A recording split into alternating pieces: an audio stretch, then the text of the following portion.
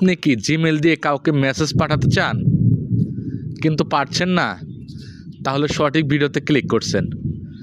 আপনি যদি আজকের ভিডিওটি শেষ পর্যন্ত দেখেন মাত্র 1 মিনিটেই এই কাজটি শিখতে পারবেন।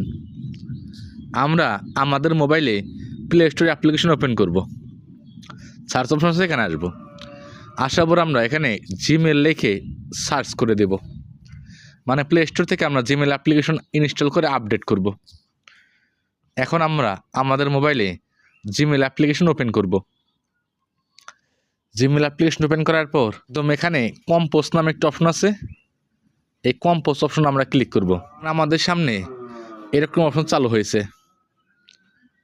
এখন আমরা খেয়াল করব আমাদের যে জিমেল আইডি আছে মোবাইলে, সে জিমেল আইডি উপরে শো করছে।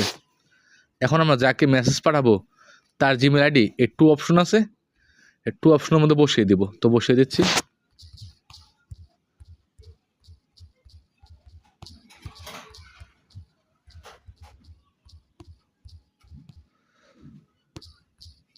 বসিয়ে দিলাম। বসানোর পর আমাদের জিমেলের অপশনটি চালু হবে। এখানে আমরা টিক মারলাম।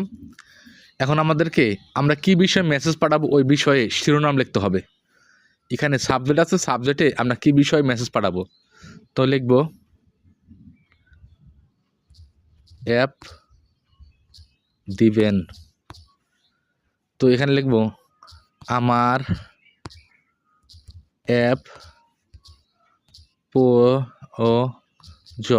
মানে সাবজেক্টে আপনি কী বিষয়ে মেসেজ পাঠাচ্ছেন সেই মেসেজ লিখবেন, তারপরে কি ডিটেলস যে অনুযায়ী এই ডিটেলস লিখে দিবেন। লেখানোর পর যদি আপনারা মেসেজে এই কোনো ছবি পাঠান তাহলে উপরেটায় ক্লিক করুন। ক্লিক করার পর ফাইলে ক্লিক করে ছবি দিয়ে দেবেন। দেওয়ার পর উপরে তীর চিহ্ন আছে, তীর চিহ্নের মধ্যে ক্লিক করবেন। দেখতে পাচ্ছেন সেন্ড হয়ে গেছে। এভাবে আপনারা খুব সহজে জিমেল দিয়ে কাউকে মেসেজ পাঠাতে পারবেন।